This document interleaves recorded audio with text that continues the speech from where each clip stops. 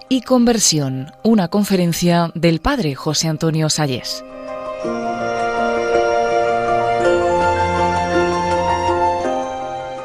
Bien, hoy nos toca hablar de pecado y conversión. Decía Pío XII en 1946, terminada la Segunda Guerra Mundial, que se había perdido la conciencia de pecado. Yo me pregunto qué habría dicho Pío XII si conociera nuestra situación actual, porque si por algo se caracteriza en este sentido es por la pérdida de la conciencia de pecado. Y nos podríamos preguntar por qué. ¿Por qué se ha perdido esa conciencia? Pues es muy sencillo. Porque el hombre lo que quiere es decidir por sí mismo el bien y el mal, al margen de Dios. En eso consistió el primer pecado, el de Adán. No consistió en coger una manzana, ¿sabéis? No me encontraréis una manzana en todo el libro del Génesis. Y además yo a esa manzana le he seguido la pista en el campo de la teología y no aparece hasta el siglo XII. La prohibición que tenía Adán, el primer hombre, era comer del árbol de la ciencia del bien y del mal. Pero eso es una imagen, una expresión por la que realmente se quiere decir que decidir el bien y el mal pertenece a Dios. Y lógicamente él lo que pretendió fue decidir por sí mismo el bien y el mal al margen de Dios. Y entonces eso es lo que le ocurre a nuestra época. El hombre tiene una conciencia totalmente subjetivista, una libertad que se pretende como fin, y realmente ahí está el problema. Pero dice San Juan en su primera carta, el que dice que no peca, miente. Y el pecado está en nosotros. Indudablemente, el pecado existe, lo vamos a ver. Ahora bien, si nosotros ahora vamos a abordar el tema del pecado, ¿sabéis por qué es? No es ciertamente por morbo. Si vamos a hablar del pecado es porque sabemos que lo podemos confesar delante de un Dios que goza perdonando. Nosotros los cristianos nos podemos permitir la libertad de hablar del pecado, porque sabemos que si queremos no tiene la última palabra. Ya veremos cómo perdona Dios. Pero vamos a adentrarnos ahora en ese pecado. Y el pecado realmente, yo diría, tiene tres dimensiones. Una primera dimensión que es personal. El pecado es la esclavitud, digamos, que empapa nuestra propia persona. En segundo lugar, el pecado es una ofensa a Dios, lo veremos. Y en tercer lugar conduce a la destrucción de la sociedad. Vamos a ver. En primer lugar, el pecado como esclavitud personal. Si nos quedamos en la superficie, pues no emplearíamos esa palabra esclavitud. Pero yo os invitaría a dar un repaso a los pecados capitales, que explican mejor esta dimensión de esclavitud. Hacemos un repaso de ellos. La soberbia. La soberbia se nos mete a todos en el corazón. Y la soberbia, pues es eso, creernos superiores a los demás, no saber escuchar, decir palabras al otro que le humillen, que le hundan. Y frente a Dios, la soberbia es la autosuficiencia. El mayor pecado que puede existir, la autosuficiencia. Y realmente la soberbia nos esclaviza, nos impide dar lo mejor de nosotros mismos. La soberbia, en el fondo, nos hace vivir fuera de la verdad. La pereza. ¿Recordáis aquel diario de Ana Frank, que muchos habréis leído seguramente? Aquella muchacha judía que estuvo prisionera, estuvo escondida de los nazis en una bohardilla en la ciudad de Rotterdam, en Holanda. Pero al final la descubrieron, los nazis la llevaron a un campo de concentración y la mataron. Pero esa niña de 13 años dejó escrito un diario donde ella reflejaba pues todas sus experiencias y todos sus pensamientos. Y ahí dejó una frase escrita que cuando la leí dije, esto no quiero que se me olvide. Decía de la pereza: la pereza seduce, pero solo el trabajo satisface. ¿Qué verdad es eso? La pereza también nos esclaviza, nos impide dar lo mejor de nosotros mismos, ¿veis? La pereza es también una esclavitud. Nos seduce, pero solo el trabajo nos satisface. Porque con el trabajo realmente nos superamos a nosotros mismos, hacemos un servicio a los demás, tenemos la satisfacción de realizar bien las cosas. La gula es un pecado de mediocres, diríamos. Realmente, es un pecado de mediocres, pero que existe.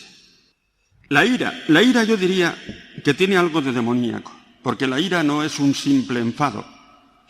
Es, cuando nos dejamos llevar por la ira, un intento de destruir al otro. Le decimos cosas que no son verdad, con la intención de hacerle daño. Tiene algo de demoníaco la ira. La lujuria, el pecado contra la castidad. Ciertamente esta es una gran esclavitud. El otro día os decía, recordando a San Agustín, una frase de San Agustín que le decía al Señor: Señor, dame castidad y yo te daré constancia. Cierto, cuando se vive la castidad, uno tiene una capacidad inmensa para buscar la verdad, para vivir para la verdad. Tiene una capacidad de alegría enorme, que se pierden ciertamente. Ahora estamos obsesionados por el sexo.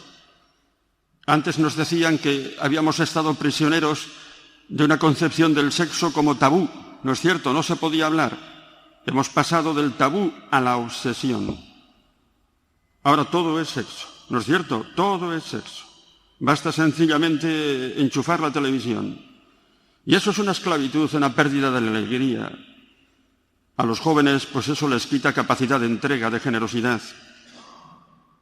La avaricia, querer tener, también es una esclavitud. Cuando lo que importa, lo que satisface al hombre de verdad es el ser, el vivir en la verdad. La envidia. ¿Cómo le damos el pésame a alguien que ha sufrido? Lo siento, pero ¿cómo nos cuesta aceptar el triunfo del otro cuando puede empañar un poco nuestro propio prestigio?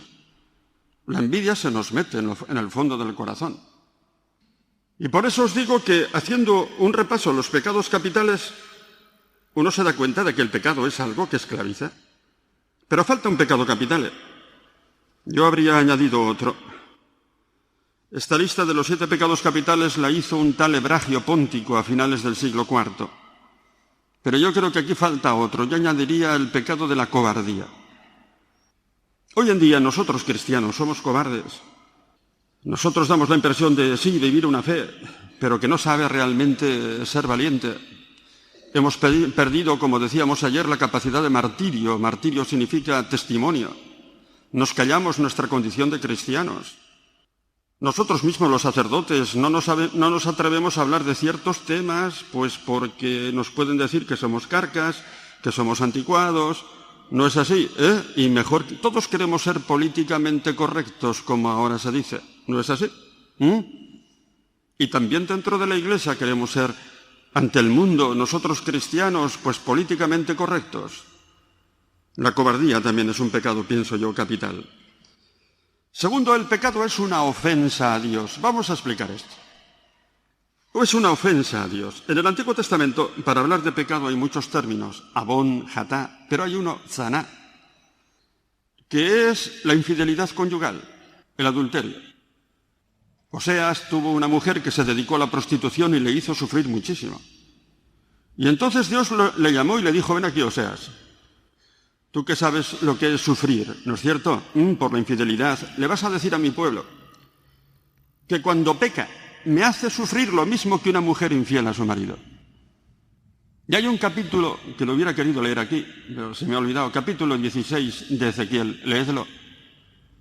Es una preciosidad, una muchacha que ha sido abandonada en el camino, desnuda, cubierta por su sangre, repugnante, pero pasa por allí un señor que la ve, la coge, la limpia, la viste de seda, la viste de joyas y después se casa con él. Y después de llegar a tener una belleza que le hace famosa por toda la comarca, se dedica a la prostitución, haciéndole sufrir a su marido.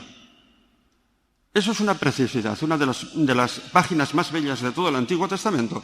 Y eso esto está escrito para decirnos que el pecado es eso, una infidelidad a Dios, que le hace sufrir lo mismo que una mujer infiel a su marido.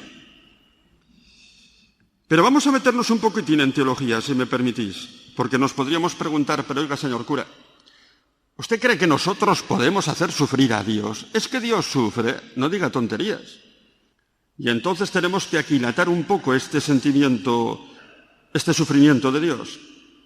Tenemos que precisarlo. Vamos a ver, me atrevería a poner un ejemplo, una parábola. Imaginemos que un padre tiene 2 hijos. Y un hijo, primero, es un chico que se porta mal y que le roba, pongamos, 1.000 euros. Yo me acuerdo que cuando empecé a poner este ejemplo hablaba yo de 5.000 pesetas, pero fijaros lo que ha subido la vida, ¿no es cierto? Ahora hablo ya de 1.000 euros. Y le hace daño a su padre, le destruye en su ser, en sus posesiones, le hace sufrir porque le destruye en su posesión. Pero imaginemos que este hombre tiene también otro hijo, que es su hijo predilecto, un chico buen trabajador, un chico del que está enamorado su padre, y un muchacho que ya se va a casar y se va a marchar de casa. Y el día de la boda va su padre y le dice: mira, hijo mío, te traigo estas llaves de un piso que te quiero regalar hoy, el día de tu boda. Es un piso que me ha costado una millonada. Durante toda mi vida he estado trabajando, metiendo horas extraordinarias para comprarte este piso, porque yo lo único que busco es que seas feliz. Imaginaros entonces que este hijo le contesta a su padre: pues mira, padre, yo también voy a ser sincero contigo y te voy a decir una cosa que no te he dicho nunca, y es que estoy tan harto de ti que no quiero recibir nada de ti. Coges las llaves del piso y se las das al primero que pase por la calle, pero yo no quiero recibir nada de ti. ¿Quién hace sufrir más a su padre, o el primero o al segundo? Seguramente que me vais a contestar que el segundo, ¿no es cierto? Pues así ofendemos nosotros a Dios. Por mucho que pequemos, no vamos a destruir a Dios. No le vamos a quitar 1.000 euros. Dios tiene una naturaleza infinita y no le vamos a destruir esa naturaleza, es imposible. Pero ¿sabéis por qué le afecta nuestro pecado a Dios? ¿Sabéis por qué? Porque no nos dejamos amar por Él. Porque Él se da cuenta de que nos vamos de casa como el hijo pródigo y vamos a destruir nuestra vida. Eso es lo que le duele. ¿Conocéis la parábola del hijo pródigo? Que el hijo pródigo, cuando se marcha de casa, no le quita nada al padre, pero le hace sufrir. ¿Por qué? Porque se marcha de casa. Y el padre sufre porque sabe que ese hijo no va a ser feliz, no porque le haya quitado nada. Así le hacemos sufrir nosotros a Dios. Nuestro Dios es un Dios que desconcierta, pero por su grandeza, por su capacidad de amor. Y tenemos que seguir manteniendo que en su naturaleza infinita es inmutable. Lo seguimos manteniendo. Pero se nos ha descubierto algo en el Evangelio, algo nuevo, que ese padre sufre porque nos vamos de casa. Porque sabe que de esa forma nos destruimos a nosotros mismos. Eso es lo que le duele. No sé, vamos a poner otro ejemplo. Pues a mí me pasa muchas veces que cuando alguien me cuenta sus sufrimientos, yo sufro. Pero no porque me quiten algo a mí, sino porque veo que esa persona no es feliz. ¿No es cierto? ¿Nos pasa eso? Así sufre Dios.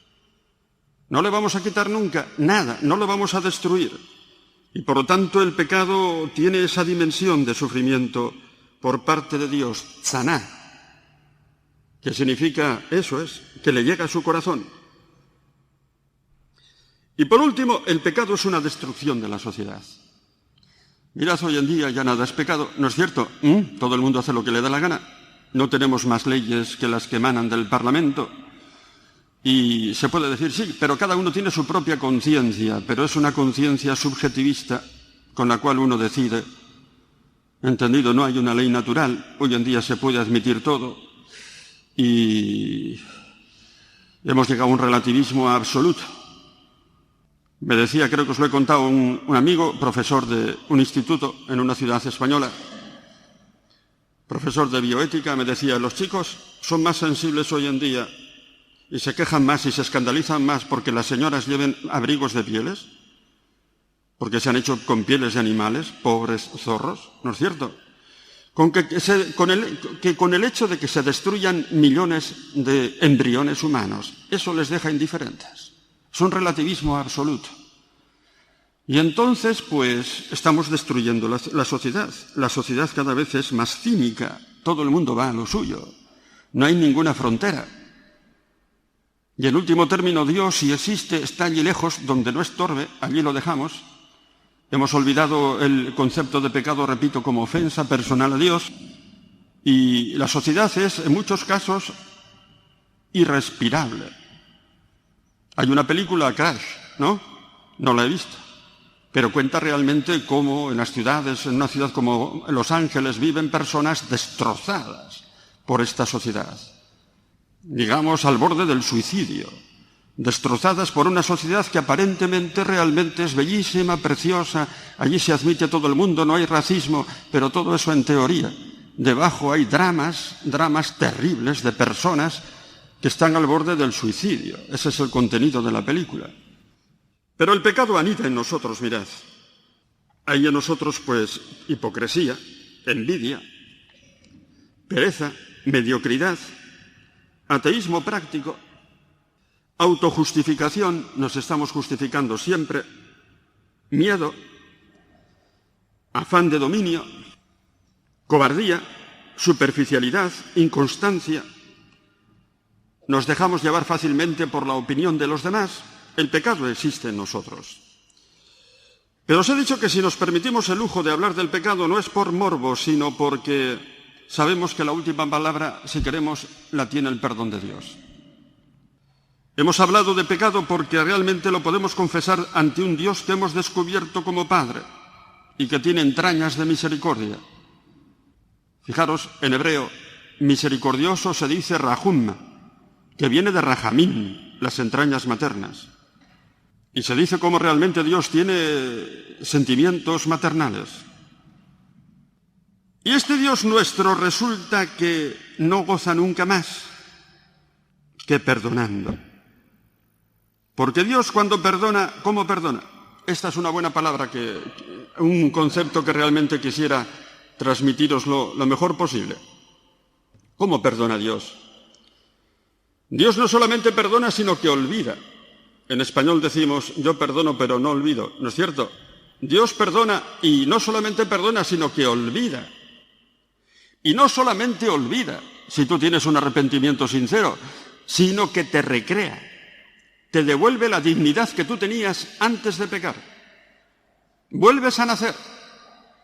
Esa es la grandeza del perdón de Cristo. Vuelves a nacer porque te perdona con su poder creador. Y entonces te rehace y te devuelve, digamos, a ser una criatura, pues absolutamente limpia. Dios perdona así y goza perdonando. Lo ha dicho Cristo. Hay más alegría en el cielo por un pecador arrepentido que por 99 que no necesitan arrepentimiento. Ese es nuestro Dios, un Dios que goza perdonando. Parábola del hijo pródigo.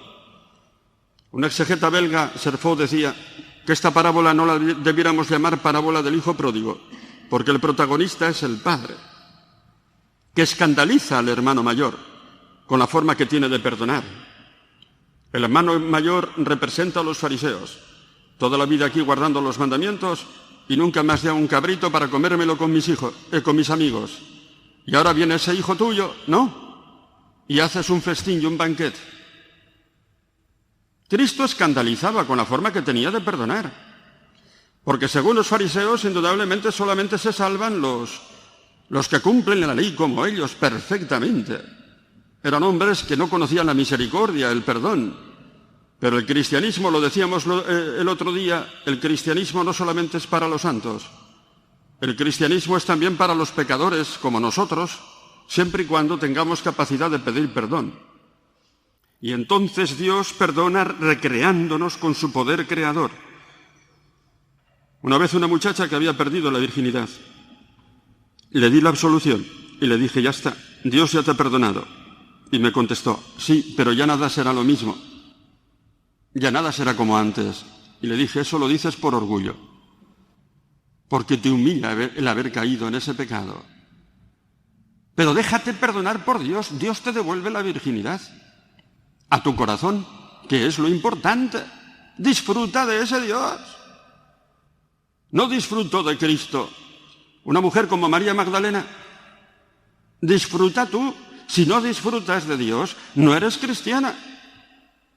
Y entonces, indudablemente, nos cuesta creer en esa capacidad de perdón, en esa manera como Dios perdona. Dios, para perdonarte, no te pide méritos. Dios ama inmerecidamente, escandalosamente. Y mirad, una vez, pues me ocurrió a mí dar la solución a un terrorista. No puedo decir ni dónde, ni cuándo, ni cómo. Voy vestido siempre de cura. Padre, me quiero confesar. Bien, entramos en un bar, tomamos un café. Se echó a llorar. Le di la absolución. En ese momento le dije una cosa escandalosa. Y dije, ahora tú eres un predilecto de Dios. Y entenderme bien, yo comprendo que ese hombre tiene que ir a la cárcel, pero eso es función de la policía, no mía. ¿No es cierto? Ante Dios estaba llorando. Y yo como sacerdote me ha tocado disfrutar del perdón, porque, fijaros, yo soy un profesor de teología, enseño en una facultad, pero esta temporada de Cuaresma me dedico a dar tandas de ejercicios. ¿Por qué? Porque hay algo que no quiero perder. Y es dar una tanda de ejercicios y ver, por ejemplo, una persona arrepentida que está llorando, pero de verdad. Yo disfruto perdonando y no quiero perder eso, porque eso es lo mejor de mi vida. Son los mejores momentos de mi vida como sacerdote. Entonces yo realmente disfruto de cómo disfruta Dios perdonando. Y entonces un cristiano tiene que vivir sorprendido de que Dios nos ame así, nos perdone así. ¿Y cómo se llega a la conversión? Yo diría una cosa. La conversión comienza diciéndose a sí mismos la verdad. Yo no soy feliz. El hijo pródigo se convierte cuando se dice a sí mismo la verdad. Yo no soy feliz, cuidando cerdos. Los cerdos son animales impuros para los judíos. Y entonces esa imagen de cuidar cerdos quiere decir pues que ese hijo estaba postrado hasta el límite, en la inmundicia, en la tristeza, en la impureza.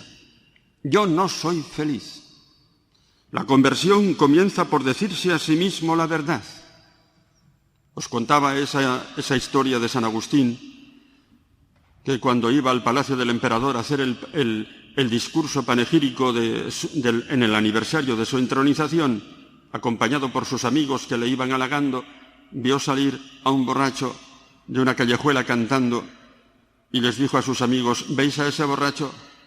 ¿Queréis que os diga una cosa? Yo a ese hombre le tengo envidia porque con unas pocas monedas ha conseguido una alegría que yo no he tenido nunca. Los dejó de piedra.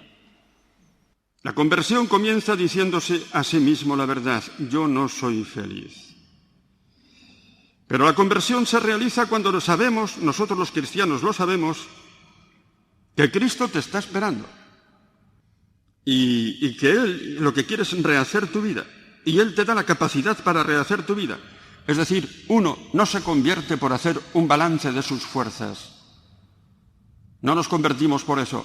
Nos convertimos porque sabemos que Cristo cree en nosotros más de lo que nosotros creemos en nosotros mismos.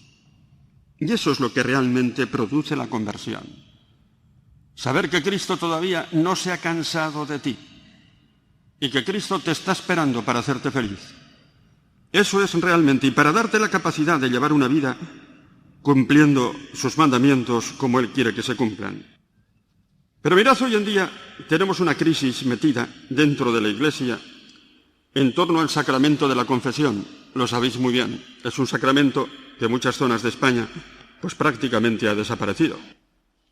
Y muchas veces los jóvenes me dicen, y no basta con que yo me arrepienta interiormente, ¿por qué tengo que confesarme yo con un cura? Dígame usted, ¿por qué? Yo le respondo lo siguiente, algo que es verdad. Tú te puedes arrepentir interiormente, no te lo niego, pero no olvides una cosa, que tú no tienes derecho al perdón de Dios. El perdón de Dios es absolutamente gratuito.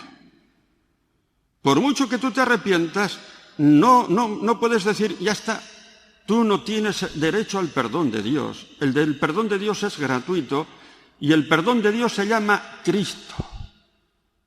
De tal manera que no tenemos otro nombre en el que podamos ser salvos. El único que realmente te puede perdonar y absolutamente gratuita y de una forma absolutamente gratuita, en nombre de Dios, es Cristo. Porque Él realmente perdona los pecados en nombre propio. Como aquel paralítico que le metieron por el tejado de la casa. Yo te perdono los pecados, pero ¿quién es este que se atreve a perdonar los pecados si solamente los puede perdonar Dios? Y Cristo dice, para que veáis que el Hijo del Hombre tiene poder de perdonar los pecados, yo te lo digo, coge tu camilla, vete y anda. Cristo es el perdón de Dios. No tenemos otro perdón. Y por lo tanto, si tú no te acercas a Cristo, tú no tienes la garantía del perdón. Y cuando te acercas a un sacerdote, no porque ese sacerdote te pueda perdonar en nombre propio, que eso sí que sería una blasfemia, sino porque te perdona en nombre de Cristo. Cristo dijo a sus apóstoles, aquellos a quienes perdonéis los pecados les quedan perdonados, y aquellos a quienes se los retengáis les quedan retenidos. Dijo a los apóstoles después de la resurrección. Y este es el gran don que nosotros tenemos. El perdón de Cristo, la garantía absoluta, el renacer de nuevo. El sacerdote te perdona, repito, en nombre de Cristo, no en el nombre propio. Y ahí tienes realmente la posibilidad de rehacer tu vida, por gordos que sean tus pecados. Por gordos que a mí me ha tocado confesar de todo tipo de pecados. Y he disfrutado. Os cuento una anécdota. Una vez en Fátima hicimos una peregrinación de jóvenes, varios sacerdotes amigos con un montón de jóvenes. Y sabéis que entre los secretos que decimos de Fátima, son más bien mensajes, el primero era la asistencia del infierno. ¿Lo sabíais? Algo que se nos ha olvidado. Y entonces a mí me tocó hablar, pues, de esos mensajes a los jóvenes. Y hablé también del infierno, de una forma que yo pienso que hace pensar mucho, pero hace pensar muchísimo, de ello hablaremos mañana, pero sin meter miedo.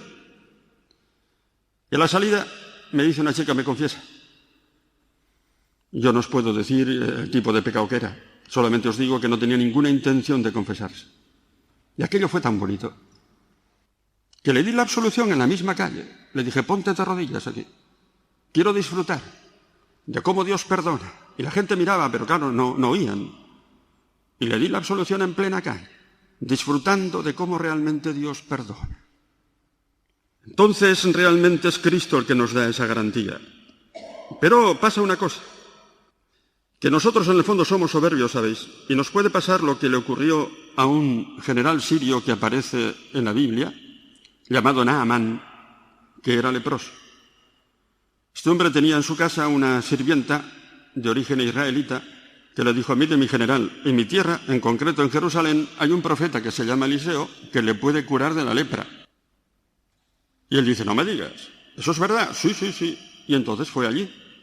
Fue acompañado de sus siervos, llevando regalos en los camellos para el rey de Jerusalén. Visitó en primer lugar al rey de Jerusalén y le preguntó por este profeta Eliseo, ¿dónde vive este profeta? Se le indicó y llegó al profeta. Y el profeta le dice, ¿quieres entonces que se te cure la lepra? Bajas al río Jordán, te lavas 7 veces y se te cura la lepra. Y él dice, ¿yo? ¿Bañarme ese río tan pequeñín que se seca en verano? Eso no es un río. Para ríos los que tengo en mi tierra, el Éufrates, el Tigris, esos son ríos. Yo soy un general sirio, yo no me puedo bañar ahí, y no se curó. Y uno de sus sirvientes le dice, oiga, mi general, usted es tonto. No le dice así, pero vamos, traduzco. Porque si le hubiera pedido una cosa realmente difícil, la habría hecho, porque habría estado a la altura de su orgullo. Basta que le pida una cosa tan sencilla como bañarse ahí en el Jordán para que por su orgullo no lo haga y por orgullo no se cure. Traduzco. Bien, ¿y entonces qué pasó? Cayó en la cuenta, se lavó y se curó. Entonces lo traduzco esto. Si a nosotros se nos dijera que se quitan nuestros pecados definitivamente, haciendo una cosa a la altura de nuestro orgullo, por ejemplo, haciendo el camino de Santiago a pie, ¿no? Comenzando desde Roncesvalles, pues vamos allí, ¿no es cierto? Porque somos unos tíos fenomenales. Y hacemos todo el camino de Santiago, eso sí, ya llamaríamos antes a un periodista para que nos hiciera una entrevista y se enterara, toda la ciudad, de que estamos haciendo el camino de Santiago a pie y todo el mundo nos alabara. Pero se nos dice que se nos quitan los pecados poniéndonos de rodillas delante de un cura, que además es pecador como nosotros, y decimos, yo no me baño en ese río. Y no se nos cura el pecado, ¿por qué? Por orgullo. No nos curamos por orgullo. ¿Ves? El cristianismo es cuestión de humildad. Dios hace milagros con los que son humildes. Y entonces, pues, en el fondo es tan sencillo, porque es una cuestión de humildad. Es una cuestión de saber si tenemos capacidad de arrepentimiento y capacidad para ponernos delante de Cristo, es decir, delante de un sacerdote, recibiendo la garantía de su perdón.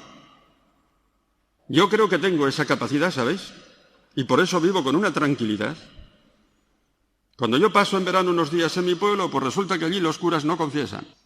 Tengo que coger el autobús, irme a Pamplona a buscarme un cura viejo que me confiese. Ir y volver me cuesta 1.500 pesetas. ¿Pero creéis que se puede condenar a un individuo que, como yo, paga 1.500 pesetas por confesarse los pecados normales? ¿No es cierto? Eso me da una paz interior tremenda. Yo pago por confesarme. Yo pago y pagaría por otras cosas. Y eso es la grandeza de ser cristiano. No pagamos por una buena comida, ¿no es cierto? Yo pago por confesarme. Y esto me da una paz inmensa. Es cuestión de no ser tontos, es cuestión de humildad. Y entonces ya lo veremos mañana. Hablaremos de la posibilidad de condenación, pero ya os lo explicaré. No os voy a meter miedo, pero realmente las cosas se pueden realmente aclarar. Y en este sentido nos tenemos que preguntar si tenemos capacidad de arrepentimiento. Y hay una cosa también que quisiera aclarar sobre el sacramento de la confesión, y es que sobre el sacramento de la confesión hay 3 fórmulas. Una, la confesión individual con un sacerdote, ¿no es cierto? Que esa es, dice el catecismo, la más normal. Y dice una cosa que no sé si la sabéis.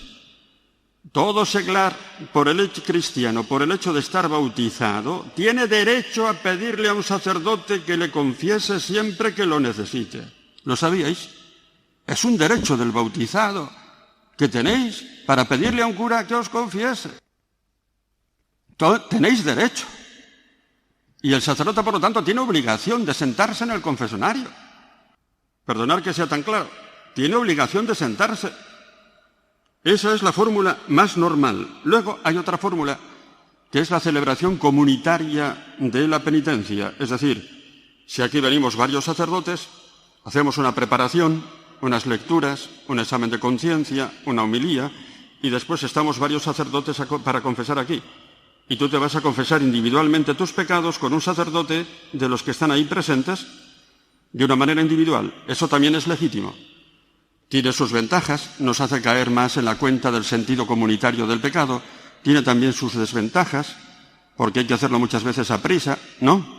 Y se confiesa uno, pero también tenéis derecho, repito, a confesaros despacio con un sacerdote y exponiéndole vuestras dudas de conciencia. Lo tenéis perfecto derecho. Y la tercera es la absolución colectiva. Sin confesar los pecados se da la absolución. Pero dice el catecismo, y lo dice también el Código de Derecho Canónico, esta absolución colectiva solamente se puede dar en 2 circunstancias. Una, en peligro de muerte. Imaginaros que nos dicen ahora que viene un tsunami de esos famosos, ¿no? Que viene, nos enteramos, alguien entra aquí diciendo que ha oído por la radio que viene. Yo os digo, arrepentiros de vuestros pecados y os doy la absolución sin que los confeséis. Peligro de muerte. Pero si después ese tsunami no viene, no llega, tenéis obligación de confesar los pecados mortales que por la premura del tiempo no pudisteis confesar ahí. ¿Queda claro? Y el otro caso es que si no se da la absolución colectiva, esa gente pues va a estar sin poder confesarse pues durante muchísimo tiempo. Esto yo lo he visto, por ejemplo, en África. Pasé un verano en Angola y allí te decían los misioneros que claro, que tenían tanta gente que visitar, y hay poblados, te decían, pues a los que solamente les puedes hacer pues una visita al año, un fin de semana, y decirles la misa. Y te vienen cantidad de gente de las montañas, de los campos, porque es gente que cree y tiene más fe que nosotros, y se te presentan allí miles de personas, en un fin de semana no puedes confesarles, ¿no es cierto? Y si no les das la absolución colectiva, esa gente se va a quedar durante muchísimo tiempo sin poderse confesar. Entonces el catecismo dice, eso es legítimo. ¿Entendido? Eso es legítimo. Pero añade el catecismo, este no es el caso de nuestras sociedades de Occidente. Aquí tenemos curas, si los buscamos para confesarnos. Y por eso realmente el catecismo dice, este no es nuestro caso. Y voy a ser muy claro, perdonad mi claridad. Hace ya unos cuantos años, a un grupo de obispos españoles, en cuyas diócesis abundaban las absoluciones colectivas, Juan Pablo II les echó una buena reprimenda. Esto está escrito y lo podéis encontrar. Y les dijo una frase que era esta, la sé de memoria. Seréis responsables delante de Dios por la deformación de las conciencias en vuestras diócesis. A mí me dice eso el Papa y me tiemblan las piernas. Perdonar que sea tan claro. Y por lo tanto, realmente aquí tenemos que hacer todos una revisión de nuestra vida. Yo os diría que os confeséis frecuentemente. Yo me confieso cada 20 días o así. No dejéis pasar nunca un mes sin confesaros. Pero solamente tengo pecadillos, no importa. Porque vas a recibir una abundancia de gracia. Y te va a dar una alegría especial. Una confesión frecuente, sencilla, humilde, repasando los pecados capitales a poder ser. Y luego, mirad, la conclusión es que disfrutamos de Dios, porque disfrutamos de su perdón. Si tenéis capacidad de arrepentimiento, el infierno no es para vosotros. Ya hablaremos de eso mañana. Yo os invitaría, por lo tanto, a que lo hagáis así y a que disfrutéis de Dios, porque viviendo en gracia de Dios tenemos el billete para el cielo. Es grande esto. Mirad, os cuento una de las... Yo donde más confieso es en los aeropuertos, ¿sabéis? Claro. Hago viajes y estaba en China y en Japón. Entonces, muchas veces pues me ha ocurrido que he tenido que confesar a gente en los aeropuertos. Una señora, en Barajas. Se me acerca, hola padre. Estaba nerviosa. Y le digo, señora, ¿es usted? Se ve que está nerviosa, es la primera vez que va a Nueva York. Sí, se me nota, sí, se le nota, sí. ¿Y usted, padre, no tiene miedo? No, señora, yo estoy confesado. Y ya cuando sale el avión y nos dicen que nos podemos soltar los cinturones, ¿no? Ella se levanta, haciéndose la distraída, se levanta por los pasillos, haciéndose la distraída, pero en el fondo me va buscando a mí. Ah, ¿está usted aquí, padre? Sí. Siéntese. ¿Me puedo sentar? Siéntese, señora. Y yo le digo, señora, usted lo que quiere es confesarse, ¿verdad? Vale. Y además gratis. Claro. Es el billete para el cielo. Vivir en gracia de Dios es la mayor gracia que podemos tener en este mundo. Hablábamos de la felicidad el primer día. ¿Qué es la felicidad? La felicidad es dar lo mejor de sí mismo por una causa noble, decíamos, citando a Víctor Frankl. Cuando vivimos en gracia de Dios, pues disfrutamos y sabemos que nos espera el cielo. Hablaremos mañana del cielo, porque estamos resignados a ir al cielo. ¡Qué aburrimiento! ¿No es cierto? ¡Qué aburrimiento! Ya hablaremos del cielo mañana, a fondo. Yo creo que realmente merece la pena tocar esos temas que hace tiempo que hemos olvidado. Os invito, por lo tanto, a vivir en la verdad. Y entonces a decirnos a nosotros los curas, empezando por mí, las verdades, los seglares. Nos podéis decir a los curas, señor cura, yo tengo por el catecismo el derecho de pedirle que me confiese. Decírnoslo, pedírnoslo. Hacer que cumplamos con nuestras obligaciones de sacerdotes, ¿entendido? Y pensad que cuando el Espíritu Santo, cuando os atrevéis a hacer eso, es el Espíritu Santo el que os lleva por esos caminos. Yo los digo además convencido, lo digo convencido de que la Iglesia recuperará otra vez la fidelidad en este campo. Estoy absolutamente convencido. Ha habido unos años de desconcierto, donde cada uno ha hecho lo que ha querido. Señores míos, pero la fe de la Iglesia no ha cambiado, no sé si os habéis dado cuenta. Ha ocurrido un tremendo milagro, que es el catecismo de la Iglesia Católica. Ese catecismo va a durar 300, 400 años. Tenemos crisis en la Iglesia Católica, pero después no sabemos cómo. El Espíritu Santo se encarga de que se mantenga siempre la misma fe. ¿Entendido? La misma fe. Y esa fe se recuperará. Y volveremos a tener vocaciones sacerdotales. Claro que sí. Claro que sí. Yo soy tremendamente optimista porque esta Iglesia no la ha inventado nadie. Hace ya mucho tiempo que tenía que haber desaparecido la Iglesia. Hay un sociólogo famoso en Madrid que más o menos había perdido la fe y que ahora la está recuperando porque dice, sociológicamente no se entiende cómo la Iglesia no ha desaparecido. Con la crisis posconciliar ya tenía que haber desaparecido. Dice, aquí hay algo, y está volviendo a la fe. ¿Entendido? Y entonces, pues yo os animo a que realmente tengáis la valentía de vivir como cristianos y de vivir la fe con toda nuestra integridad, porque entonces esto realmente nos hace verdaderamente felices.